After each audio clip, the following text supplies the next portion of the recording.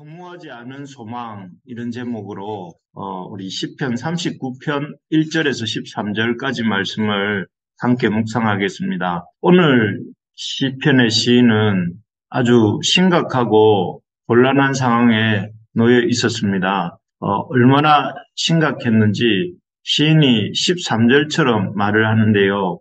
13절을 한번 읽겠습니다. 주는 나를 용서하사 내가 떠나 없어지기 전에 나의 건강을 회복시키소서. 방금 읽은 이 구절에서 느끼시겠지만 시인은 건강이 참 안 좋았던 것 같습니다. 그래서 건강을 회복시켜달라고 기도하는데 그러지 않으면 자기가 없어질 지경, 떠나 없어질 지경이다 이렇게 말합니다. 그래서 참 자신이 이제 이 숨이 끊어지고 그 건강으로 인해서 숨이 끊어지고 떠날 만큼 지금 위급한 또 힘든 어려운 상황에 놓여 있었던 것 같습니다. 우리도 참으로 이럴 때가 있지 않습니까? 영원히 이렇게 건강할 것 같고 아프지 않을 것 같고 또 지금 같은 순간이 계속될 것 같은데 어느 날 갑자기 우리의 건강이 믿었던 건강이 무너지고 우리의 인생이 참 얼마 남지 않았고 또 언젠가 곧 마무리가 될 것 같은 그런 순간 말입니다. 그래서 그렇게 열심히 살았던 모든 것들이 그림자같이 흔적도 없이 또 그렇게 이렇게 애써 모았던 재물도 그냥 아무것도 아닌 것처럼 사라지는 그런 허무한 순간 말입니다. 참 그런 순간들을 우리도 이렇게 살다가 만나게 되고 또 그럴 때 참 허무함을 느끼게 되는 것 같습니다. 그래서 해밍웨이 같은 사람들은 이런 인간 실존의 허무함을 바탕으로 쓴 책이 노인과 바다입니다. 그 소설에 보면 노인이 그토록 수고하고 애써서 잡은 그 큰 물고기, 어부들이라면 일생에 한 번 잡고 싶어하는 그런 큰 물고기를 잡습니다. 그리고 그 물고기를 가지고 이제 집으로 돌아오지요.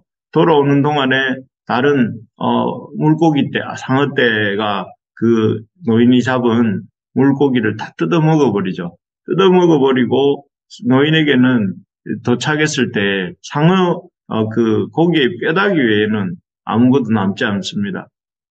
거기서 이제 우리에게 보여주는 것이 참 인생이 그렇게 힘쓰고 애써서 무언가를 이루지만 그렇게 애쓰고 힘써서 이루어놓은 모든 것들이 참 허무하게 사라진다는 것을 보여주고 그래서 우리가 이 발바닥에 땀이 나도록 다니면서 애써서 뭔가를 하지만 그렇게 애써서 한 것들이 지나고 나면 아무것도 남지 않는 그런 인생이다 하는 것을 보여주는 그런 글을 썼지요.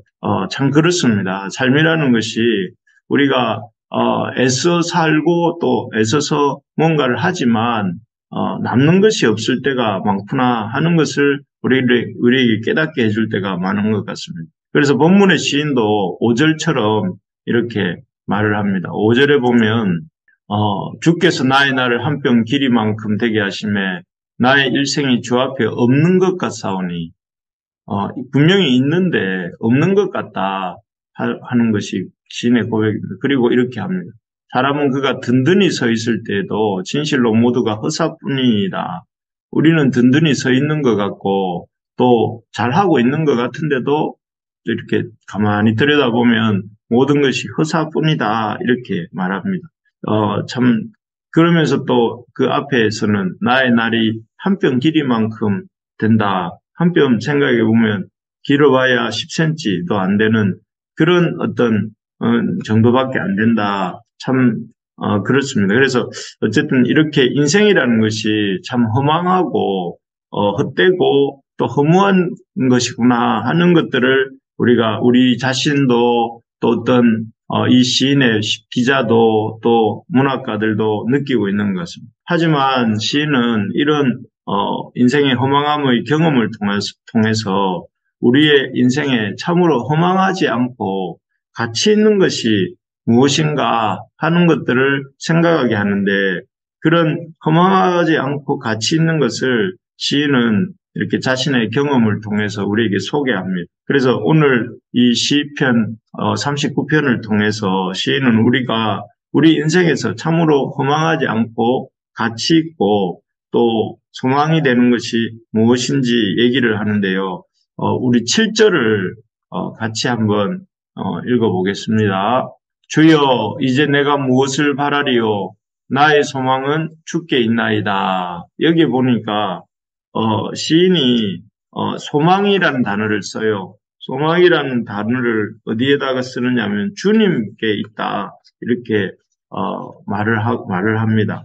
오늘 본문의 시인의 형편을 좀 들여다보면 시인은 이 어떤 믿었던 사람이 있었던 것 같습니다. 그런데 그 믿었던 사람에 대해서 새롭게 알게 된 것이 무엇이냐면은 그 믿었던 사람이 자기를 배신하고 비방한다는 사실을 알았습니다. 그래서 참 그로 인해서 배신감과 이 마음의 분노가 끌어오르고 또 억울함이 가득했던 것 같습니다. 그렇지만 1절에 나오는 것처럼 말하기를 나의 행위를 조심하여 내 혀로 범죄하지 않겠다 하면서 자신의 입에 재갈을 물렸다고 되어 있습니다. 내가 내 입에 재갈을 먹이리라 하면서 이 입단속을 하면서 상대방을 그 믿었던 자신을 배신한 사람을 비방하지 않고자 힘을 씁니다.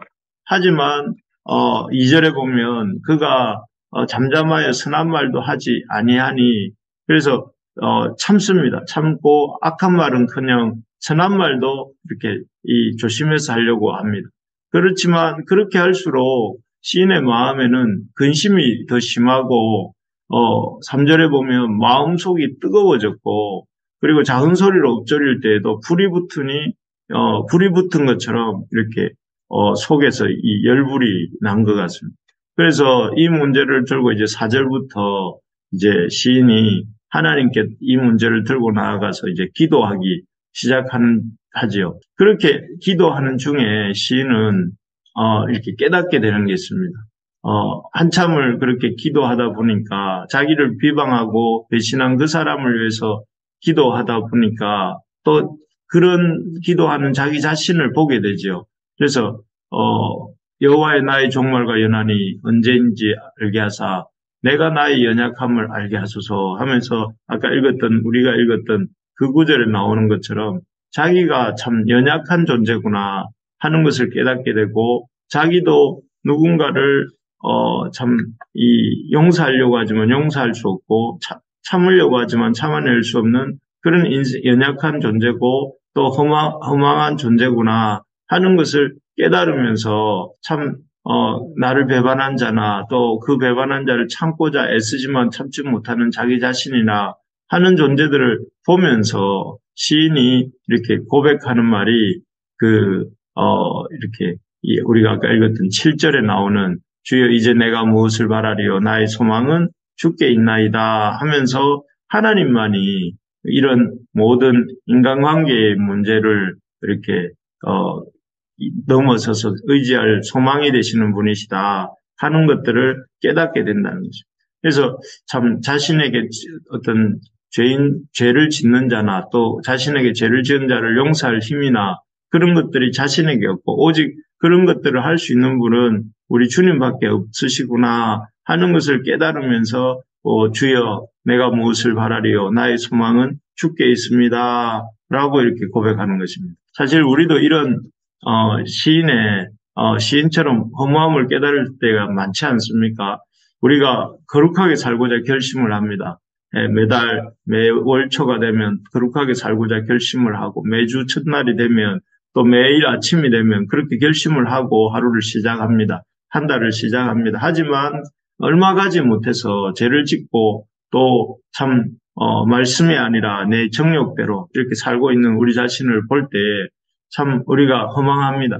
또 우리가 참 누군가를 믿고 의지합니다. 그리고 그 사람에게 기대를 겁니다.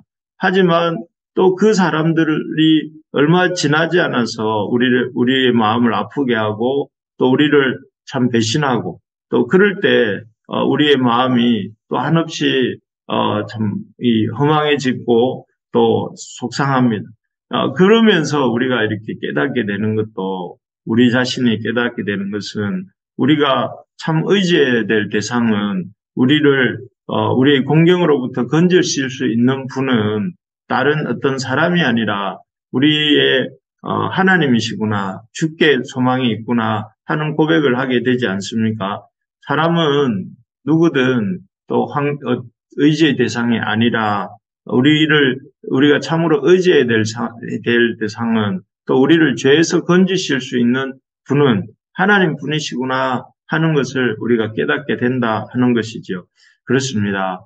참 우리 인생에 있어서 참 의지해야 될 분, 우리의 죄 문제를 또 사람들의 죄 문제를 해결해 주실 수 있는, 건져 주실 수 있는 분은 우리 주님 분이심을 우리가 이 시간 같이 고백하기를 소망합니다. 그리고 그 하나님만을 의지하는 우리가 되기를 소망합니다. 두 번째로 보면 시인이 이런 허망한 경험을 통해 깨닫게 된 참 인생에 있어서 참으로 가치 있는 것은 무엇인가 하면 첫 번째는 우리를 죄에서 건지시는 분은 하나님뿐이다. 우리의 소망은 하나님뿐이다 하는 것을 깨달은 것이라면, 두 번째는 우리의 기도를 들으시는 분이 하나님뿐이시다. 또 바르게 말하면 하나님이 우리의 기도를 들으신다 하는 것입니다. 앞에서 시인은 그 어떤 사람도 의지의 대상이 아니다, 우리의 기대의 대상이 아니다 하는 것을 깨닫고 고백하는 것을 보았습니다. 우리의 소망은 오직 주님께 있다 하는 것을 우리가 보았습니다. 정말 시인을 그 모든 허망함으로부터 건지실 분, 자신에게 소망을 주시는 분은 오직 하나님 한 분뿐이시다 하는 것을 고백했죠. 그리고 거기에다 더하여 시인은 7절 이후부터 계속되는 기도를 통해서 참으로 자신의 마음을 온전히 쏟아놓고 있습니다. 우리 8절에서 10절까지를 한번 읽어보겠습니다. 나를 모든 죄에서 건지시며 우매한 자에게서 욕을 당하지 아니하게 하소서. 내가 잠잠하고 입을 열지 아니함은 주께서 이를 행하신 까닭이니이다. 주의 징벌을 나에게서 옮기소서. 주의 손에 치심으로 내가 쇠망하였나이다. 여기 보면 사실 읽은 이 구절 외에도 11절, 12절, 13절 모든 구절들이 기도입니다.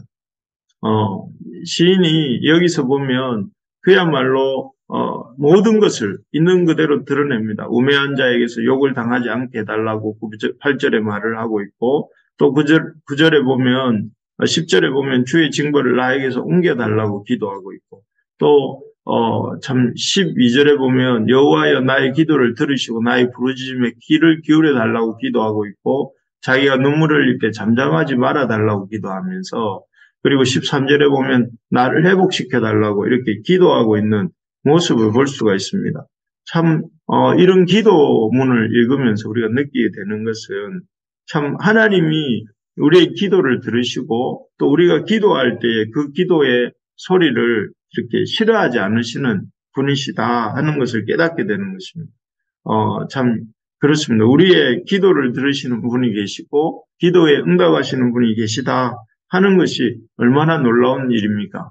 우리가 참 이 아침에 우리가 부르짖고 기도할 때에 그 소리를 허공에 하는 소리가 아니고 그냥 이렇게 우리의 어떤 독백이 아니고 하나님이 들으시고 또 그것에 대해서 응답하신다는 사실이 얼마나 놀라운 일인지 모릅니다.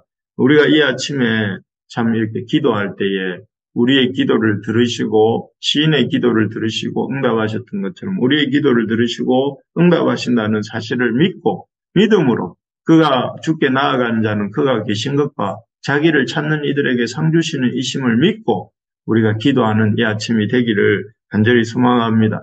그렇게 기도할 때에 하나님께서 우리의 허무함을 뛰어넘어 소망을 주실 줄로 믿습니다. 우리 말씀을 정리하겠습니다. 인생의 모든 것이 헛되고 또 어떤 사람들도 의지의 대상도 아니지만 우리가 우리 인생에 허무하지 않는 참으로 가치 있는 소망이 있는데 그것은 우리 주님, 우리를 건지시는 주님, 또 우리의 기도를 들으시는 주님이 바로 우리의 소망인 줄 믿습니다. 그래서 새 한 주간 또 새 한 달을 시작하면서 무엇보다 우리 하나님을 의지하고 의뢰하면서 기도하는 저와 여러분들 될 수 있기를 주님의 이름으로 간절히 축원합니다.